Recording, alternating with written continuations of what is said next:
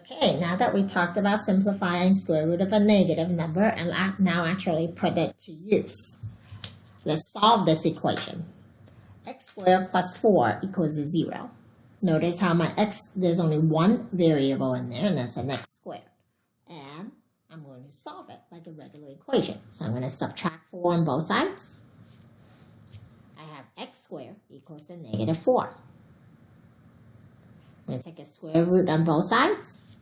So that's going to give me x equals to plus or minus square root of negative 4.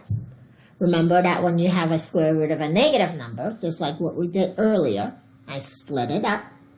So I'm going to get x equals to square root of negative 1 times square root of 4. Square root of negative 1, according to my definition, is my imaginary number.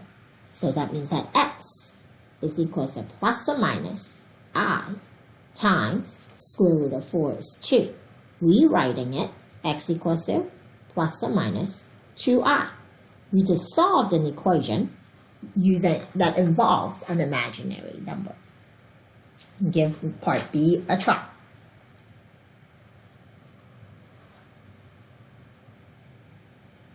When you take a look at example number 7, it doesn't tell you what it equals to, but it does tell you to find the zeros. Anytime you say find the zeros, you're pretty much setting the equation 4x squared plus 20 equals 0. Again, there's only one variable. We're going to get that x by itself by solving an equation like normal. So subtract 20 on both sides. 4x squared equals to negative 20. Divided by 4 on both sides. X squared equals to negative 5. Taking a square root on both sides to get rid of the square.